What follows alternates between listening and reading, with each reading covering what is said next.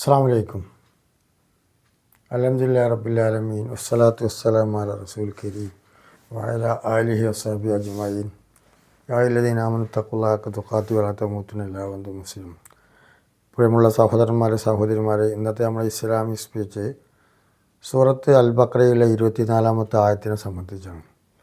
പരിശുദ്ധ ഖുർആനിലെ 24-ാമത്തെ അധ്യായത്തിൽ 24-ാമത്തെ ആയത്തിൽ പറയുന്നത് ഫൈലം തഫ്വലു അലം തഫ്വലു ഫത്തക്കുന്നാറല്ലത്തി വഖൂദുഹന്നാസ് വൽ ഹിജാറ ഉഇദ്ദത്തിൽ കാഫിർ എന്നാണ്. ഫൈലം തഫ്വലു അലം തഫ്വലു എന്ന് പറഞ്ഞത് ഖുർആനെ ശത്രുക്കളെ വെല്ലുവിളിച്ചതാണ്. ഇതേപോലത്തെ ഒരു ഖുർആനോ ഒരായത്തോ നിങ്ങൾക്ക് കൊണ്ടുവരാൻ കഴിയുമോ? എന്നിട്ട് ഖുർആൻ പറഞ്ഞു ഫൈലം തഫ്വലു, നിങ്ങൾക്കതിന് സാധിച്ചിട്ടില്ല, വലം തഫ്വലു, നിങ്ങൾക്ക് സാധിക്കുകയുമില്ല.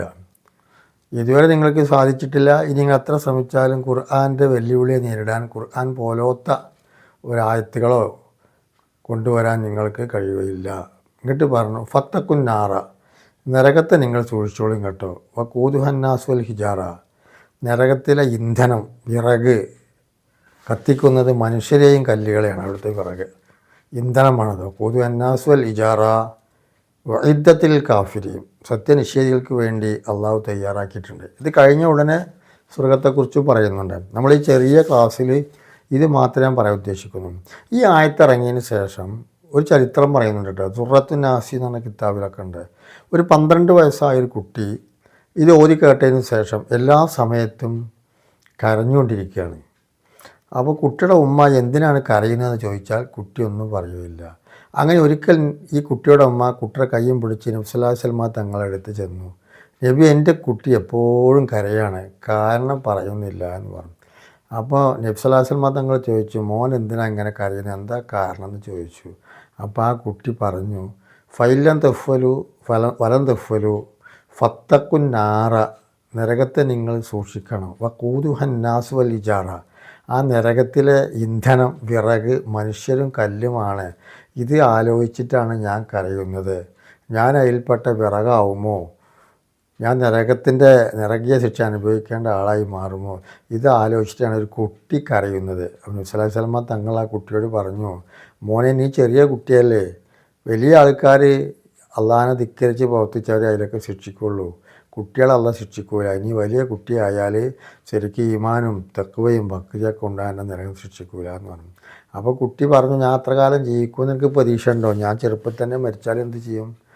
അപ്പോൾ ഒരു വിറക് കത്തിക്കുമ്പോൾ വലിയൊരടുപ്പിൽ തീയിൻ്റെ ആവശ്യത്തിന് വേണ്ടി വിറക് കത്തിക്കുമ്പോൾ ആ വിറക് കത്താൻ ആവശ്യമായിട്ട് ആദ്യം ചെറിയ ചെറിയ കൊള്ളികളല്ലേ അടുപ്പിൽ വെക്കുക. ആ ചെറിയ ചെറിയ കൊള്ളിന്മേൽ തീ പിടിച്ച് കഴിഞ്ഞാലല്ലേ വലിയ വിറകും കൊള്ളി വെക്കുക. അപ്പോൾ അങ്ങനെ ആ നരകാഗ്നി തീ പിടിക്കാൻ വേണ്ടി, തീ കത്തി ഉണ്ടാക്കാൻ വേണ്ടിയിട്ട് വലിയ വലിയ കൊള്ളികളും വലിയ വലിയ പാറക്കല്ലൊക്കെ ഇടുന്നതിന് മുമ്പ് ആദ്യമായിട്ട് കത്തിപ്പിടിക്കാൻ ചെറിയ കുട്ടികളെ, ഞങ്ങളെ പോലത്തവരെ ശിക്ഷിക്കുകയില്ലേ നബിയെ എന്ന് പറഞ്ഞുകൊണ്ടാണ് ആ കുട്ടി കരച്ചിൽ തുടങ്ങിയത്, കരഞ്ഞത്. അപ്പോൾ നബി സല്ലല്ലാഹു അലൈഹി വസല്ലം തങ്ങൾ പറഞ്ഞു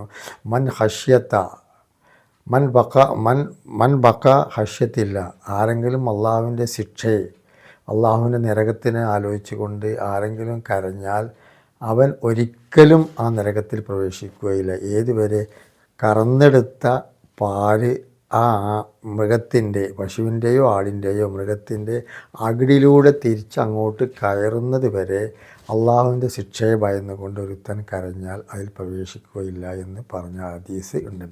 നമുക്ക് നരകത്തിൻ്റെ ഗൗരവത്തെക്കുറിച്ച് നമുക്കൊന്ന് ആലോചിക്കാം. ഒരിക്കൽ നബി സല്ലല്ലാഹു അലൈഹി വസല്ലം തങ്ങളും സഹാബത്തും നബി സഹാബത്തിന് ഇങ്ങനെ വരെ ഉപദേശം കൊടുത്തുകൊണ്ടിരിക്കുകയായിരുന്നു. ആ സമയത്ത് വലിയതായൊരു ശബ്ദം കേട്ടു.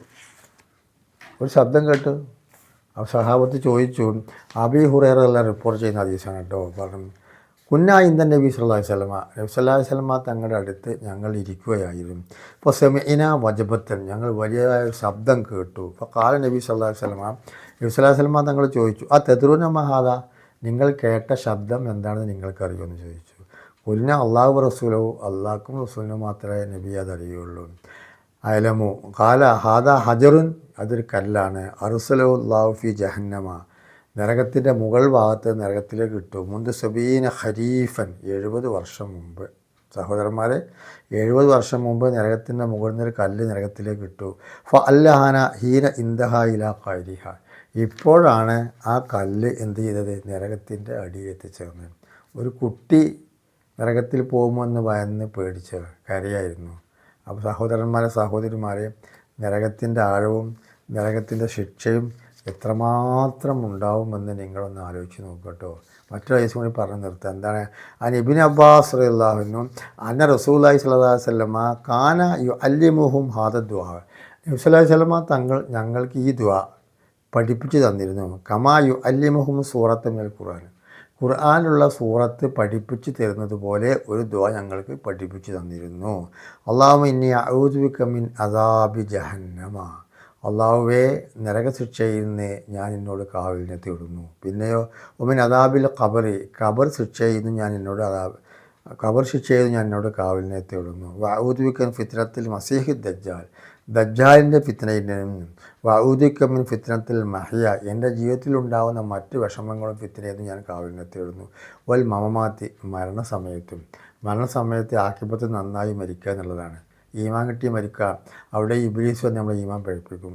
ജീവിതത്തിൽ നല്ല നിലക്ക് അമൽ ചെയ്ത് ജീവിക്കാൻ ഇബ്ലീസ് സമ്മതിക്കുകയില്ല. എന്തെങ്കിലുമൊക്കെ ഉണ്ടാക്കി ഫിത്നയിൽ നമ്മളെ കെടുത്തും. അപ്പോൾ അത്രയും കാര്യങ്ങൾ. ഒന്നെന്താണ്? ആദ്യം ചോദിച്ചത് നരക ശിക്ഷ ചെയ്യുന്നത്. രണ്ടാമത് കാവലിനെ തേടുന്നത് ഖബർ ശിക്ഷ ചെയ്യുന്നത്. ഖബർ ശിക്ഷയാണ്. ഖബർ തന്നെ ശിക്ഷയാണ് സഹോദരന്മാരെ. ഖബറിൽ ശിക്ഷയുണ്ട്. നബി സല്ലല്ലാഹു അലൈഹി വസല്ലമ തങ്ങൾ ഒരിക്കൽ അബ്ദുള്ള എന്ന കുട്ടിയെ ഖബറടക്കിയതിന് ശേഷം പ്രവാചകൻ അവിടെ ഇരുന്നു കൊണ്ട് ഇങ്ങനെ കരയാണ്.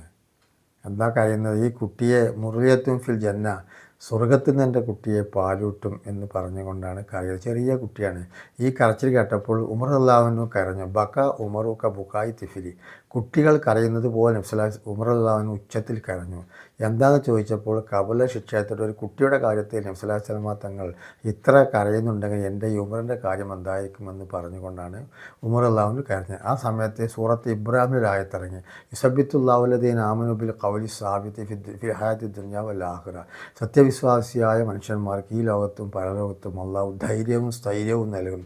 ഖബറിൽ നിങ്ങൾക്ക് ചോദ്യം ചോദിക്കേണ്ടി വരുമ്പോൾ അതിന് ഉത്തരം പറയുവാനുള്ള ധൈര്യവും സ്ഥൈര്യവും നിങ്ങൾക്ക് നൽകും എന്നർത്ഥം. അപ്പോൾ അതാണ് ഖബറിലെ ശിക്ഷ. ഖബറിലും കഠിനമായ ശിക്ഷയുണ്ട് കേട്ടോ.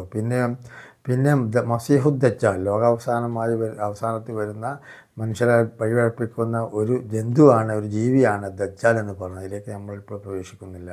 മസീഹുദ്ദജ്ജാലിൻ്റെ ഫിത്തന, അതുപോലെ തന്നെ ജീവിതത്തിലുണ്ടാകുന്ന ഫിത്തന, അതുപോലെ തന്നെ മരിക്കുന്ന സമയത്തുണ്ടാകുന്ന ഫിത്തനയിൽ നിന്നും കാവലിനുള്ള ഒരു പ്രാർത്ഥന ഞങ്ങൾക്ക് ഖുർആൻ പഠിപ്പിച്ചു തരുന്നത് പോലെ നബി സല്ലല്ലാഹു അലൈഹി വസല്ലമ തങ്ങൾ പഠിപ്പിച്ചു തന്നു. അതുകൊണ്ട് ഞാൻ നിങ്ങൾക്ക് പഠിപ്പിച്ചു തരുന്നു, നിങ്ങളും പ്രാർത്ഥിക്കാം.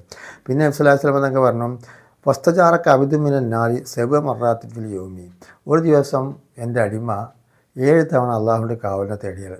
നരകത്തെ തൊട്ട് കാക്കണേ, സ്വർഗം എനിക്ക് തരണേ എന്ന് ഒരു ദിവസം 7 തവണ പ്രാർത്ഥിച്ചാൽ എല്ലാ കാലത്തും നാറു, ആ നരകം പറയാതിരിക്കില്ല. യാ റബ്ബി ഇന്ന അബ്ദുക ഫുലാൻ ഖദ് ഇസ്തജാറക മിന്നി ഫജിർഹു. അള്ളാഹുവേ, ഈ അടിമ ഒരു ദിവസം എന്നോട് 7 തവണയെങ്കിലും നരകത്തെ തൊട്ട് കാക്കണേ എന്ന് പ്രാർത്ഥിക്കാറുണ്ട്. അതുകൊണ്ട് ആ അടിമയെ എൻ്റെ നരകത്തിലേക്ക് ഇനി ഇടരുതേ എന്ന് പറയും.